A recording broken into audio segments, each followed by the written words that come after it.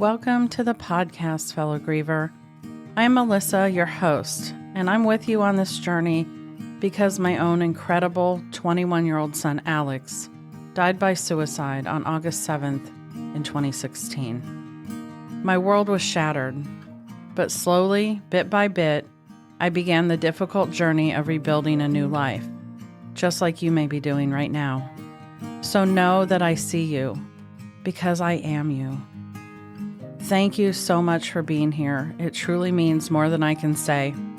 And if you are new to the podcast, please consider listening to the introduction, Meet Me, episode number 1, which is now linked in the show notes starting in late season 6. Listen to know what to expect from the podcast, to learn more about me, and so that you will know all that I offer in my community for support, connection, and healing.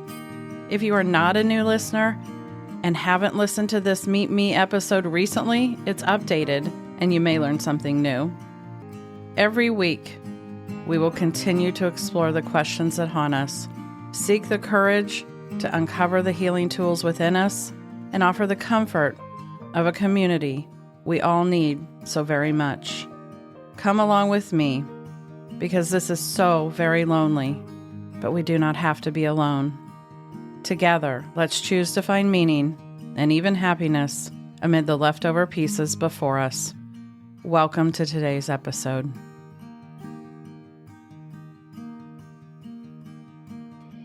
Hello, and this is September of 2025. And if you are listening at the time of recording, we are right in the midst of Suicide Awareness Month.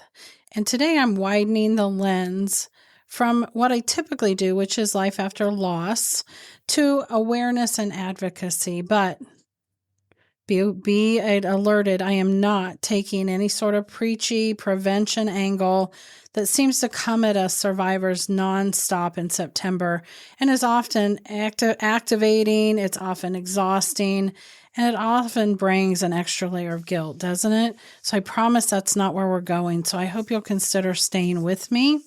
If you are new to the podcast, I'm Melissa, the host of this podcast, The Leftover Pieces, Suicide Loss Conversations, and welcome. Today I'm going to talk to writer and storyteller Jamie Brickhouse, a self-described SAS, suicide attempt survivor. And he joins me to unpack the alcohol depression loop, the suicidal mind, and the why questions that so many of us carry after suicide loss. Some of the things that you'll hear Jamie and I talk about is his candid story and what shifted in the aftermath of his attempt. He is an SAS, but he's also lost 4 very close friends to suicide. And you guys, I'm just going to say really quickly that I did proceed with caution when Jamie initially contacted me. I even felt a little prickly because, as you'll know later, Jamie has this amazing personality. He's very sarcastic. He speaks my language that way. But I also take very seriously that this is an after suicide loss survival type podcast. And that's what I want to bring you, are ways that we live in the aftermath. And so I don't always tread into this area. But I leaned in and I looked at all of Jamie's messaging, and it was so resonant for me that I feel like I learned something from him. We're going to talk about the alcohol depression cycle, and he talks about it in a way that's very different than what many people do, and it's so valid because if you guys don't already know, at least 30% of all loss by suicide comes with alcohol and or drugs in somebody's system. So obviously it's a very relevant topic for suicide loss. But I want you to know that part of what we address is the whys that we are left with after suicide loss that somebody like Jamie can help unpeel a little bit, especially where addiction and drugs and alcohol are concerned. And so that why really helps bring a really good lens to this discussion. And then we talk about how that awareness does support advocacy and lived legacy for those of us left behind. Because understanding the suicidal mind, distorted thinking, the ambivalence, and the signs that we often miss, the ones that were preached at are not what I'm talking about, but the ones that could make a difference. And because so many of us left behind are at risk ourselves for suicidal ideation, there's so much relevance to this conversation. There's some very clear takeaways and closing messages worth sticking around for all the way to the end. And in the show notes, please go there. There is not only a bio of Jamie, but all the places to connect with him. And if I would suggest just one, I would run to his 15-minute TEDx talk that he did earlier this year in Ojai, California. But you can't go wrong if you're looking for just a way to feel good, because I've been actually talking to the community about that a little bit lately, putting things in front of us that make us feel good versus things that make us feel bad or pull us into negative loops. And Jamie helps you feel good. If you look at his TikTok or his Instagram, you're going to get to hear wonderful, vibrant stories. He is a professional raconteur who tells stories like with the best of them. And he tells stories a lot of times from the 80s, which is Jamie and I are exactly the same age, so near and dear to my heart. He's going to show his outfit of the day. You're going to get to meet and hear about Mama Jean. There's so much to listen to if you go off script with Jamie, aside from the topic of suicide loss. So this conversation was an absolute gift for me, and I look forward to sharing it with you all in this month. Let's welcome Jamie. Hi, welcome to the podcast, Jamie. How are you doing today? I'm doing well, Melissa. Thank you so much for having me. It's an honor to be here. An honor to have you. I'm going to start the way I always do and ask you to share your story. You do have suicide loss in your life, but I'd like you to share your story in your own words with the listeners, Jamie. Thank you. So I am what I call an SAS, a suicide attempt survivor. I am also a survivor of suicide loss. I have had 4 friends who died by suicide. And like me, they were all alcoholic addicts or had issues with alcohol use disorder and addiction. I identify myself as an alcoholic in recovery. And I had 2 suicide attempts. And I usually talk about the second one more often because it was the one that finally, it was my alcoholic bottom. And that started me on the road to recovery and sobriety. And when that happened, it was in 2006, and I was 38 years old, and I had long been an everyday drinker since my early 20s, with some drugs sprinkled in and out, but along the way. But alcohol was always there. In the last few months of my drinking, not only was I an everyday drinker, but I was pretty much had become a round the clock drinker.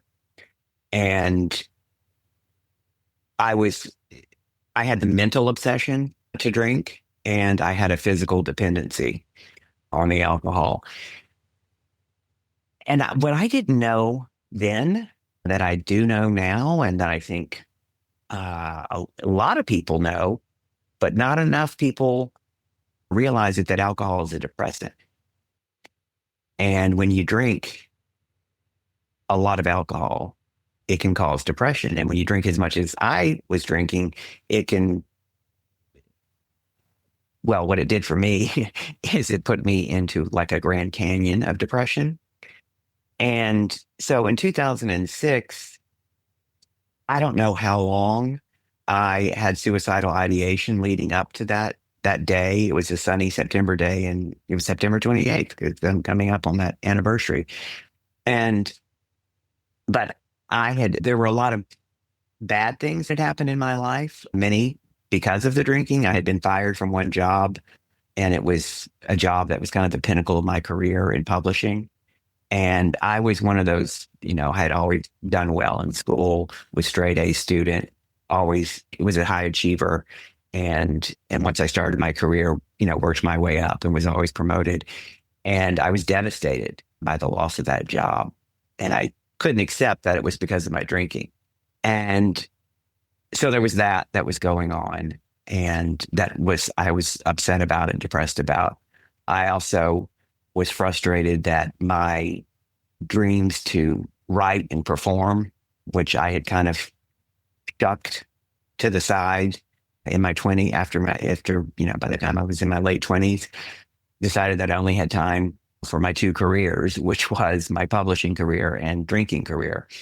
And so I just felt like none of that would ever come to be. And I felt like I was done, which was, I remember if I realized this at the time, but there was a friend of mine, one of the friends I was talking about, who died by suicide, Paul. He was a writer that I worked with in one of my publishing jobs and also an alcoholic. And I remember him telling me about a suicide attempt that he had made and that he said he felt like he was done, that he was all used up.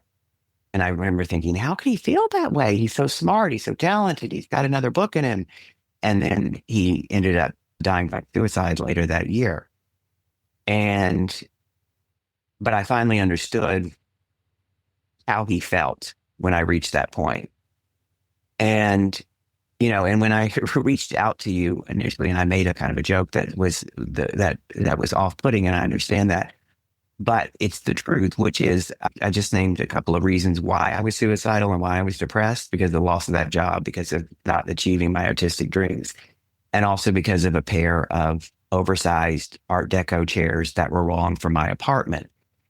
The truth is that I remember lying in bed thinking about all the things that were wrong with my life, and those chairs were on that list of the things, along with the monumental things I described, because the depression that I was in put all of my problems on the same shelf and gave them equal weight and distorted everything. And, that's what booze does. We talk about alcohol giving us liquid courage to free us of our inhibitions, but it also, it mars our ability to make sound decisions. And so suicide at that point in my life, in my drinking, in those last few months before the point it was the last thought when I passed out at night and the first when I came to in the morning. And so I was thinking about it daily leading up to that. And one morning I, overslept because I was hungover, and I sent my boss a lame excuse that I used the recycled excuse that I'd used before. And she wrote back again. And I thought, I can't do this anymore. And all the thoughts when I thought about suicide before, when I would think about my partner, who's now my husband, Michael, and I would think about my parents and what it would do to them, and that would stop me. But at that moment, I was in such pain, and I was also drunk. I was hungover, and then I had, at this point, I was, drinking around the clock. And so I'm sure I was drunk already, but then I had another drink. And at that point, all those thoughts of others were not even anywhere near my head. And it was just, I wanted the pain to end. And I think that's where, and and that's a common feeling, that you just want the pain to end and you don't think about anything else. But I think I've got to get out. And that's when I tried. And lucky for me, my partner, Michael, found me and got me to the emergency room, and I was in detox for a week. I remember the counselor that was working with me, she asked me if I was still suicidal. And I said no. And I think I'm not sure, it was definitely within 24 hours. And I think I said that because I thought that was the answer she wanted to hear, and that would get me out of there sooner. Well, it was the wrong answer for the health insurance, because if I had said yes, and while I was in there, I had agreed to go to rehab. My mother came up and they said they wanted me to go to rehab, and I said I had agreed to that. And I had tried to get sober a few years before this, so I already knew that I had a drinking problem. Just a little side note about that moment and she was a very good person, and she really wanted to help me. And she was frustrated that my insurance then, they would not cover the rehab. And so they said that they would cover outpatient rehab, but we all agreed I needed to go to inpatient rehab. And they said, if he fails outpatient rehab, then we'll pay for inpatient. But failing outpatient rehab might mean that I died by suicide. My mother was able to very willingly and lovingly pay for inpatient rehab. And that started my journey of getting sober. And I don't suffer from depression. I'm not clinically depressed and I don't take any medication for it. My severe depression that led to suicidal depression was brought on by the alcohol and in some cases drugs. It took me like 2 years to get completely sober. During that whole time, I was on my journey to getting sober and committed to it. I had some relapses along the way. And it was 2 years before I completely put down the bottle and drugs altogether. And I've been sober 16 plus years now. And a few years in, I started writing and I started performing. And I ended up with a better job and a better career than the one that I was fired over. And so I am here to tell you that things do get better. And for me, they got a hell of a lot better. I wrote a memoir about my alcoholism and through the prism of the relationship with my mother, Mama Jean, and who had a significant role in helping me to get sober. But what I didn't talk about for a long time was that I had a prior suicide attempt 9 years before that when I was 29. And that one I almost kind of forgot about because no one ever found out about it. So more rash and less, I don't know. It was kind of more spur of the moment than the one that happened when I was 38 years old in 2006. I thought of myself as an alcoholic or thought of myself as someone with alcohol substance use disorder. And I was, like I said, I was drunk at the time, but it was this feeling that I was a failure, that I wasn't going to achieve anything of note or any of my dreams. And it was a very rash, spur of the moment decision. And then I woke up the next morning and no one found out about it. And I told no one about it because it was one of those things I was in denial about it. Whenever that memory would pop up, do I have to remember that day? And I would just kind of push it away. It's like, oh, I don't think I really did that, or I didn't mean to. But the truth was, I did. And I wonder if I had been found out, if someone had discovered what I'd done, or if I had told someone, if it would have gotten me sober sooner. And if that second attempt would have happened, I don't know. But I can tell you the things that I have learned through processing my lived experience. And also, I'm in a 12-step sober program. And just about every time I go to a sober meeting, multiple times a week, people always talk about how at the end of their drinking and using, they wanted to die. And many of them, like me, tried it. And I just think that that alcohol and substances are not dealt with head on when we talk about depression and we talk about suicidal depression and we talk about suicidal behavior. Mm-hmm. And I was so heartened when at the beginning of this year, the former U.S. Surgeon General issued a report about the effects of alcohol, the harmful health effects of alcohol, namely that it can cause 7 types of cancer. And the former U.S. Surgeon General called for alcoholic beverages to have warning labels on them that alcohol can cause cancer. And I was thrilled about that because it was opening the conversation, because hopefully we can move it. If we start there, then the conversation can move to the other harmful effects of alcoholism, which in that same report, they also talk about how it affects mental health. I think alcoholism is a form of a mental health problem.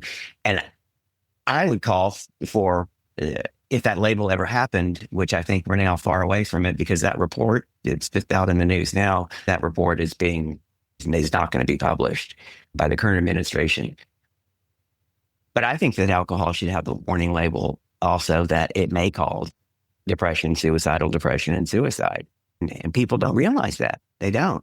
And I think many times when we start asking the question of the why, And like if someone had looked at the reasons why I did it, oh, well, yes, he'd been fired from his job and he never became a writer and he never became a performer and he was overweight.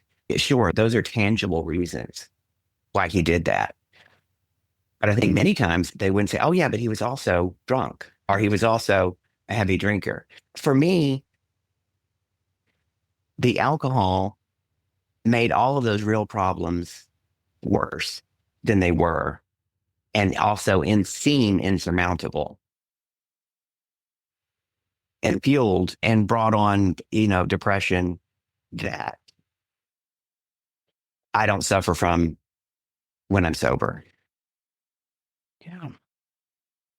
Well, first of all, thanks for sharing all of that, Jamie, because there's a lot there. You packed a lot into it. So I'm going to not respond, to everything you said. Sure. Respond first by saying thank you for sharing that. You're welcome.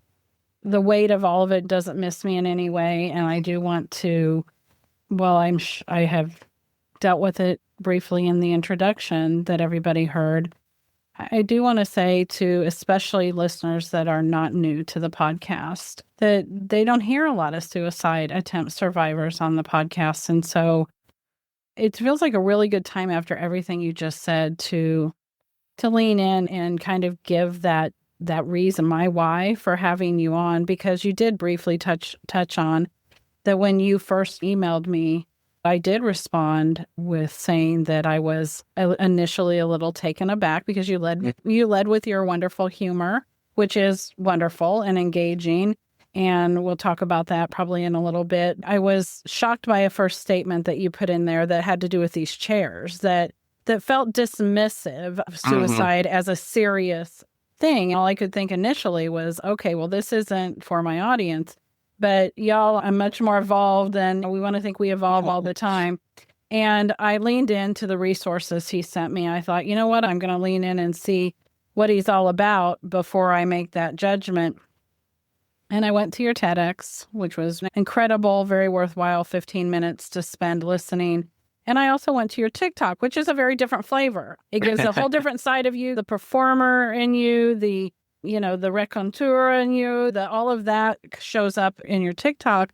I haven't had the pleasure of reading your book. It is in my Amazon cart, as we all like to say, but it is that deep Amazon cart we all build. And I look forward to reading that in the near future. And I will tell you that I found myself seeing a whole picture, which is what's really important. You kind of highlighted that it wasn't just one thing, but a lot of people might have missed the biggest thing, right? Which was the alcohol. Well, wait, I want to go back to saying so then I felt a little ashamed of myself for being dismissive in the beginning in my own mind. I wasn't dismissive to you because I worked all that out before I replied to you. But I was honest in my reply and saying initially, I wouldn't have said yes because I wouldn't feel like this was a good fit for my audience since we are survivors predominantly listening for ways to survive the loss of suicide. However, we are in this very impactful month of the year. At the time of our recording, we are a day from Worldwide Suicide Awareness Day. I think that's where the United States decided to wrap September around that day. And in North America, we recognize the whole month as an awareness month. But I think that there was so much to be said about your message, and you touch base on the why. And we all want to reduce suicide. So even if what I'm doing is talking predominantly to lost survivors and giving them ways and thoughts and ideas on how to survive, I also know one of the pervading, most dominant questions that goes through survivors' minds on a continual loop for a very long time is why? Why did they die? Why did they take their life? Why was this a choice they made? I know nobody can see me putting the little air quotes out there because I don't see that choice quite the same as I used to. Everything had equal weight at that point. Your severe depression and alcoholism was on equal footing with having two chairs that you couldn't fit in your living room adequately and make them look right. And I think it speaks a lot to what depression does to the mind, and your depression was brought on by alcohol. I also thought that when we talked, there was such an interesting angle that you gave, which is free of addiction, you don't suffer from depression. And I said to you, well, from my experience in talking to hundreds of people, That's not always the case. Sometimes depression causes alcoholism, and sometimes alcoholism causes depression, and sometimes they're in Right. some are codependent, and some can exist without the other.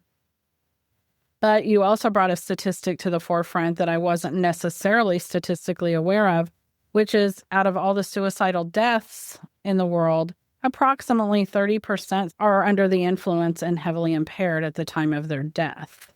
So to think that there's not a crossover and a way to lean in and understand and listen to somebody who was suicidal, who actually, through the veiled attempt that you made, by meaning it was veiled under the premise of all of the things that were clouding your mind, all of the things that weren't necessarily accurate, but that was what your depressed mind was telling you were reasons to die, right? We all know bad decorating choices are not reasons to die generally. So I feel like that's a really important thing for somebody that's listening and struggling with why, to understand that our mind is not functioning correctly. Yours was distorted by the alcohol, but the crossover that I see, Jamie, is a broken mind, a depressed mind thinks those things a lot of times even without the alcohol. That's what happens. We hear attempt survivors say, even if they weren't under the influence, it was all so overwhelming and I just wanted out of the cycle of pain.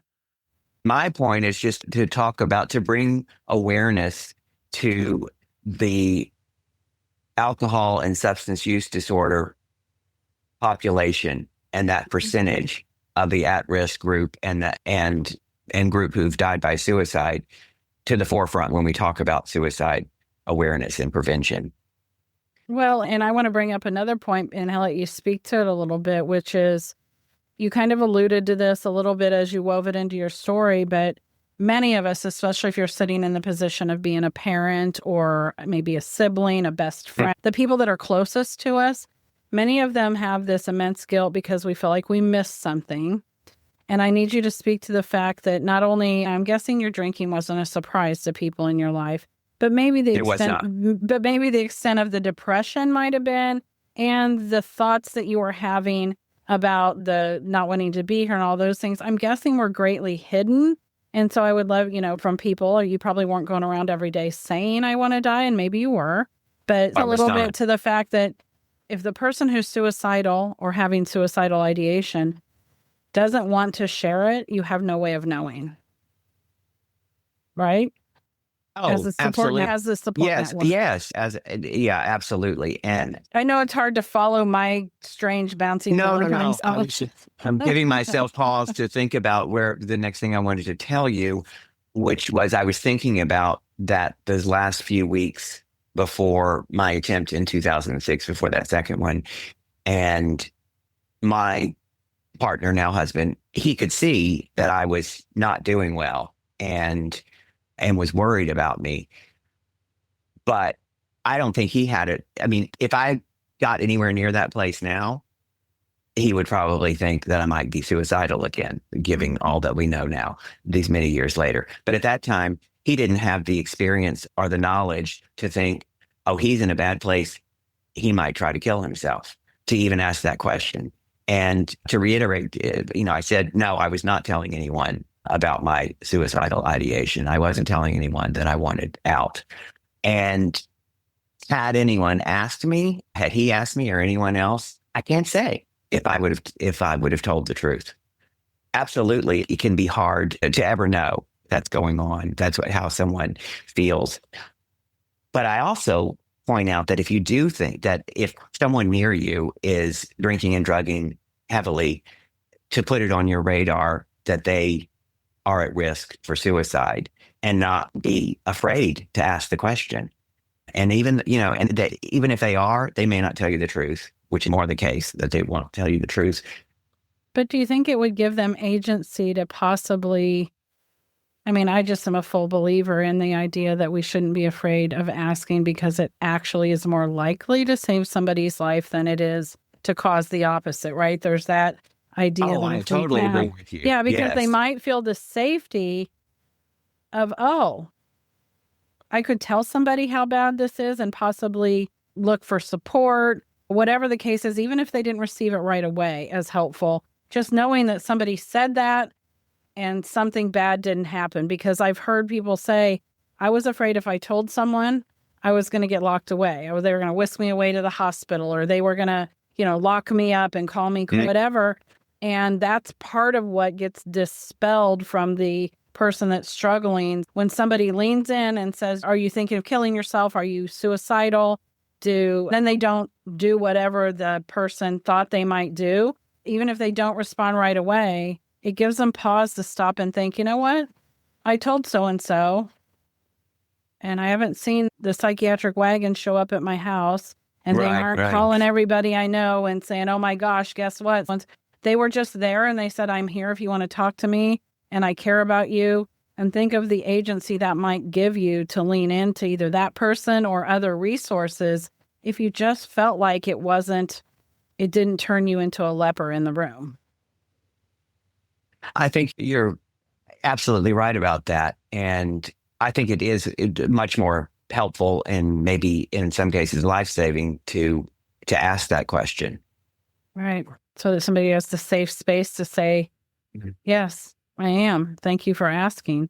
Because by not asking, we perpetuate the stigma of, we're not going to talk about that so bad, we're just going to leave that over there, which does nothing but continue to isolate them in the thoughts. And I'm just going to say an unpopular thing out loud, which is, there's a difference between suicidality and being suicidal. Suicidal ideation is something that I would say most people in their life, maybe regularly, have that thought of, what's the point?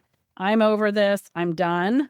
This is too much. It would be the other, would be, I'm considering just ending it all. This isn't worth it. So even if we don't go all the way to suicidal, which is the crossover, it's when you cross over from the ideation to actually being at true risk for ending your life. But if we're able to normalize suicidal ideation, pull it out of the proverbial stigma closet and talk about it like it is okay and normal, then we also normalize just the idea of talking about our mental health, talking about how bad it is and not feeling that worry that we're going to be labeled, committed, all the things that we think are going to happen if we say it's this bad. And that goes with alcoholism too. I mean, I've had a lot of alcoholics in my life that I love dearly to this day. And that is also a hard stretch for people to admit out loud, right? Because we want to say we have a handle on it. Yeah. Yeah.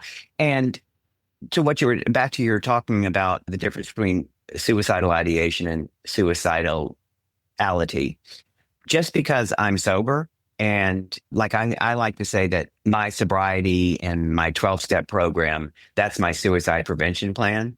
By staying sober, I am not going to act on suicidal thoughts.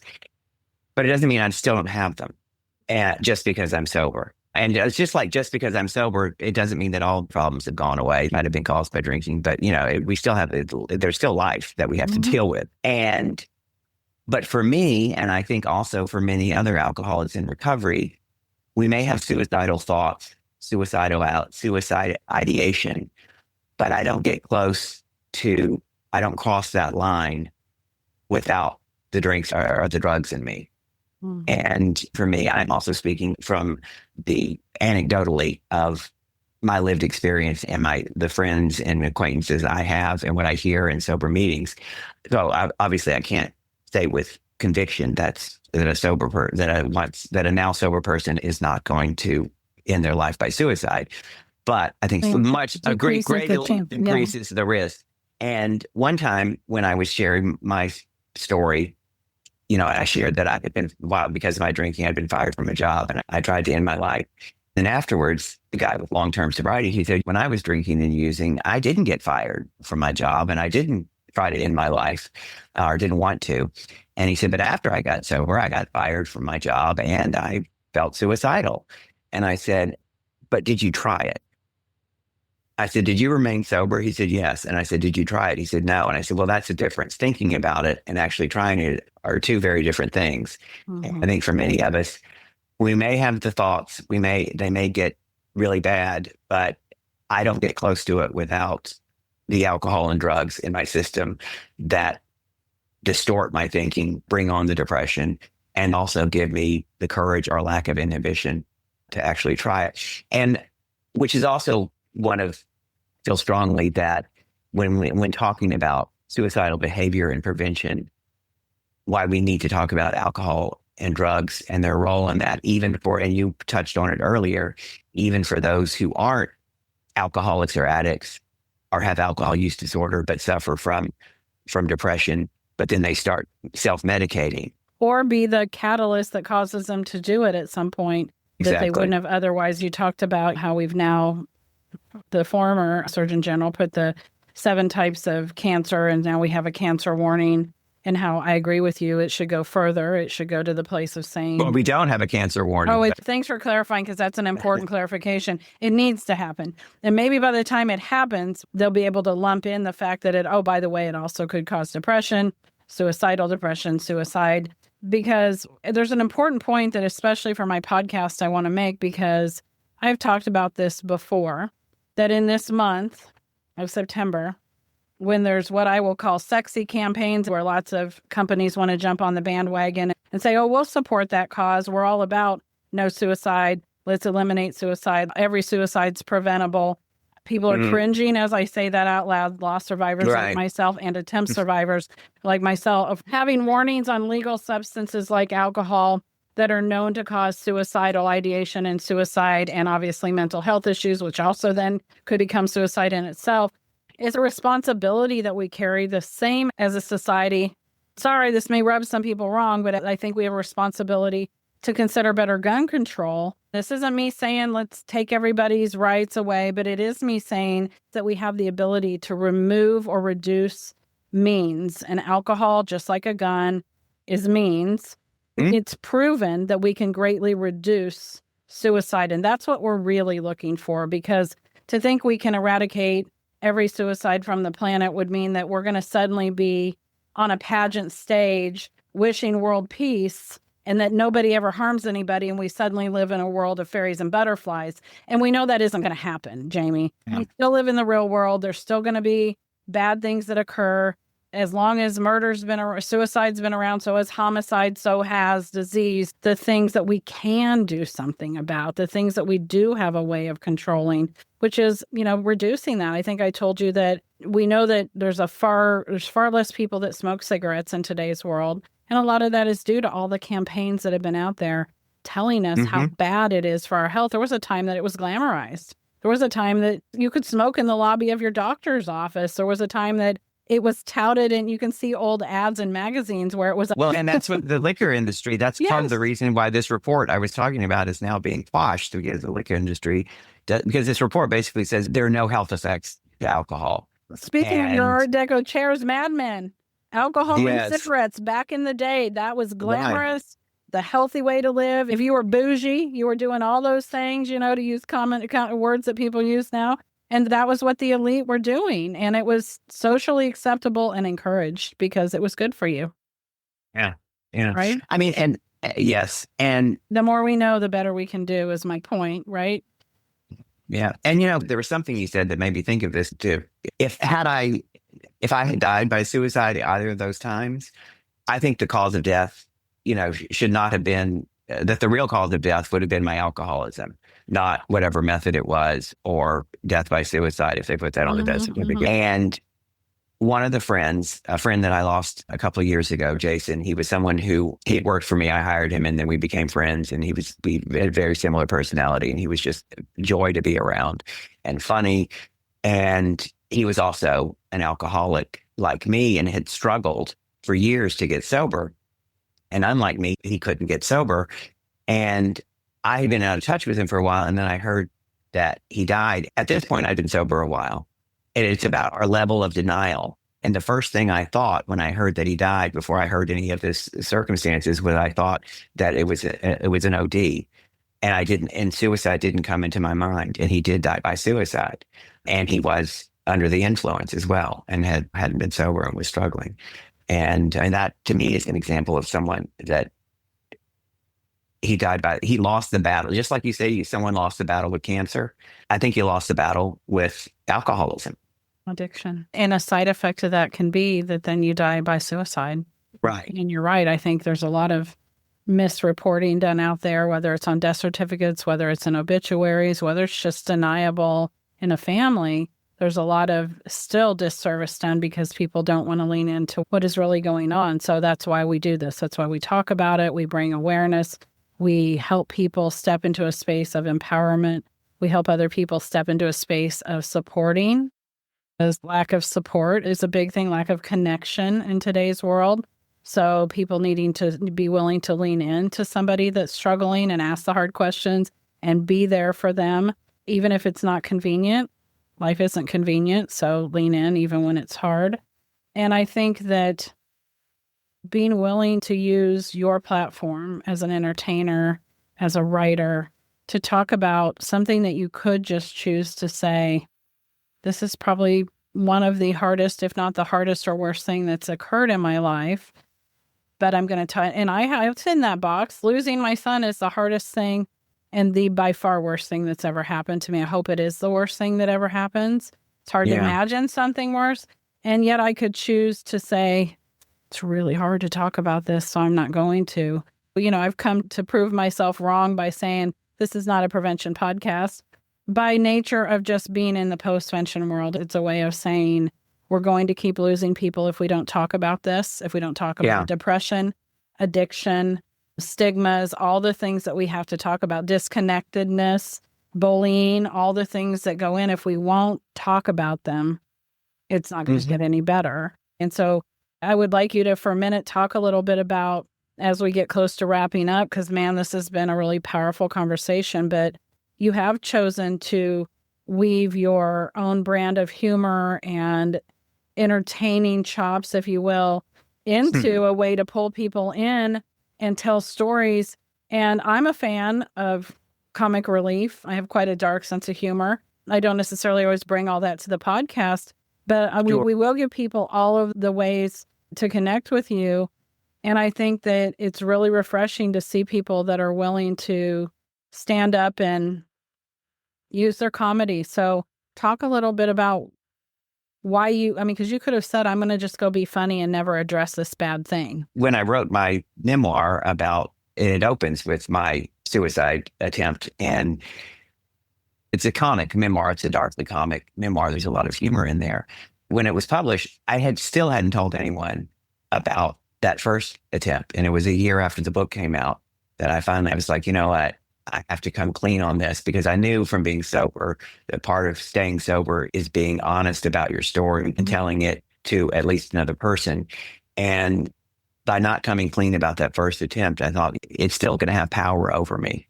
And I wanted to own my story so my story doesn't own me. And which made me wanted to be more forthcoming in sharing my story. And also once the book came out and I heard from people who'd read it, were either also alcoholics, also suicide attempt survivors, also either suicide loss survivors, or knew people who were alcoholics and I understood the power of sharing my personal story and how that helped people relate, understand alcoholism and suicidal ideation, and whether it's their story or somebody else's story. So that I saw how important or how powerful that could be. I had to do that because I had to come clean. Now, not everyone has to do it publicly like I have, share it publicly like I have, but I think it's so important that we share it, with at least one other trusted person, in talking about the symbiosis of depression and suicidal depression and alcohol and drugs. If someone is drinking and drugging heavily, that's a very clear sign that they are at risk. And don't be afraid to ask the question, are you suicidal? And if they answer yes, one of my most important bits of advice is first of all, is to say that's, not to jump on them and say, oh, that's wrong, and you've got so much to live for, and blah, blah, blah. It's just to listen to them and to listen for the reasons. If they share them and say, wow, that's a lot. Fine. I can see why you might feel that way, but don't do it today. Wait until tomorrow. And that's something I picked up by being sober, because that's what a lot of alcoholics and drug addicts in recovery tell another one who is thinking of picking up or using again.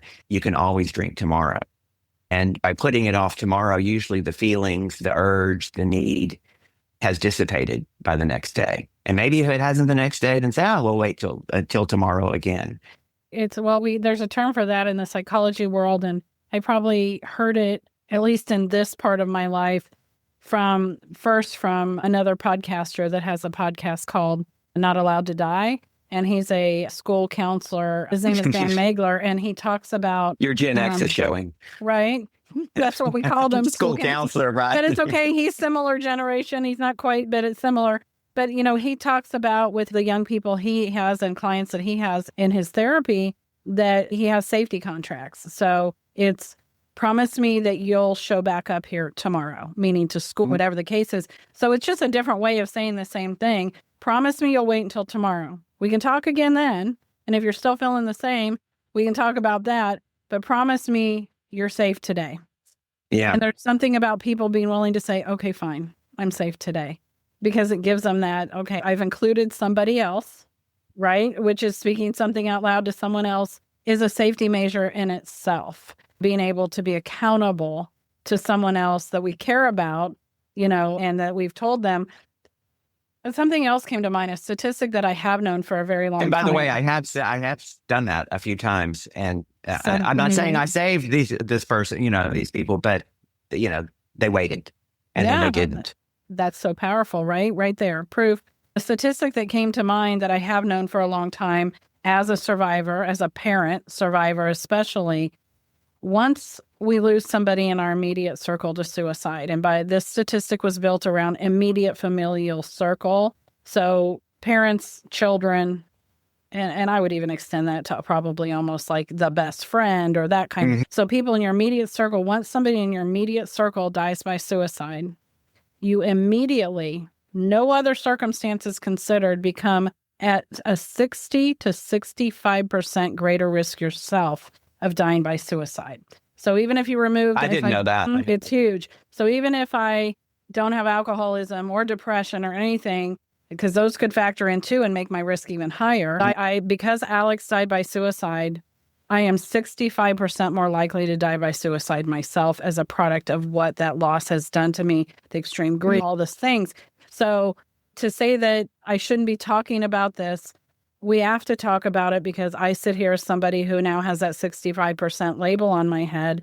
That's a real statistic. They've proven, and you know how much I see people suffer.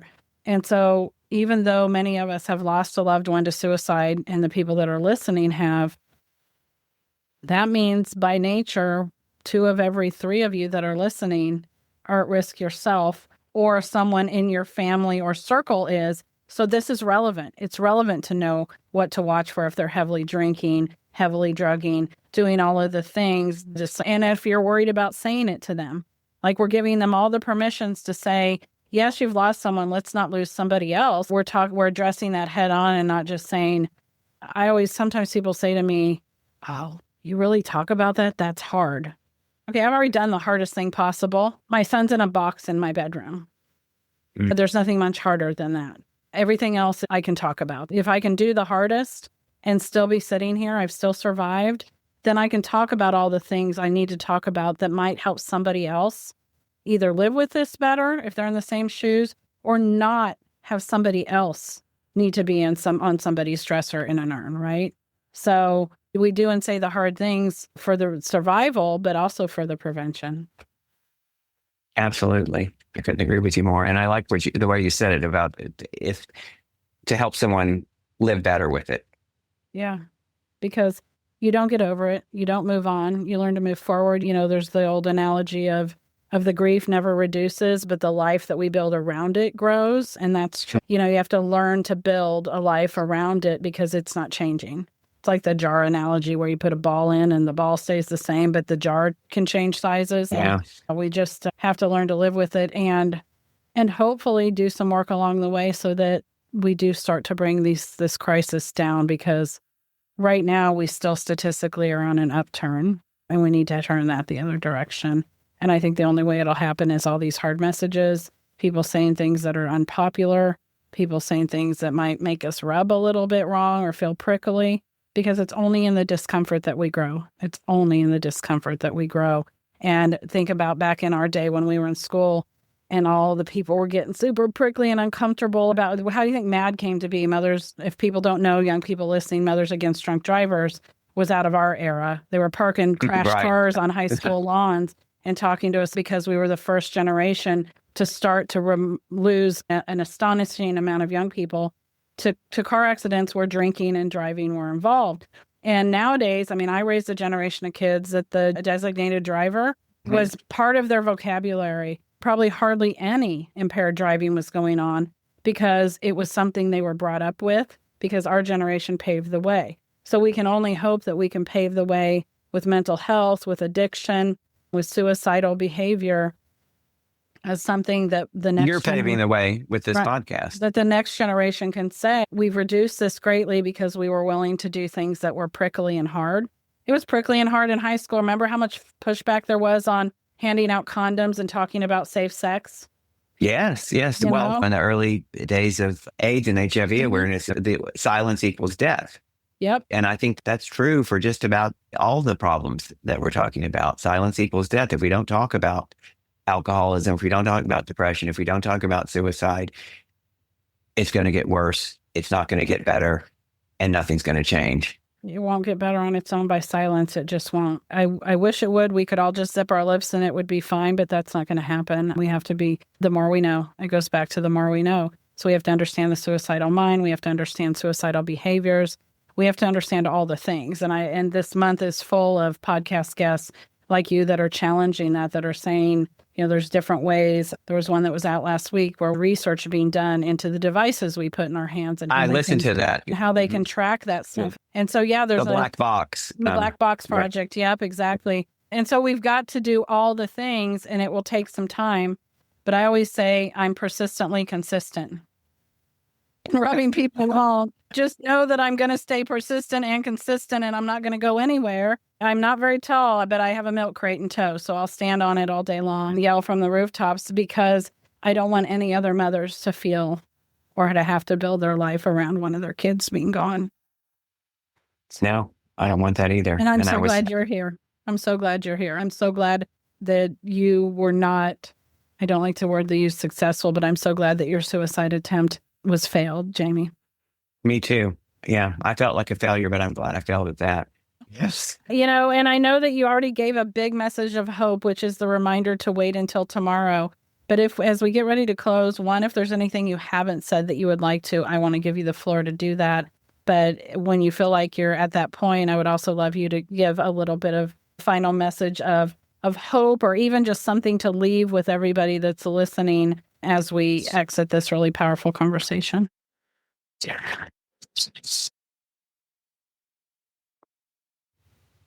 I think know that person that you lost did know that you loved them. Because had my mother lost me, and it would have been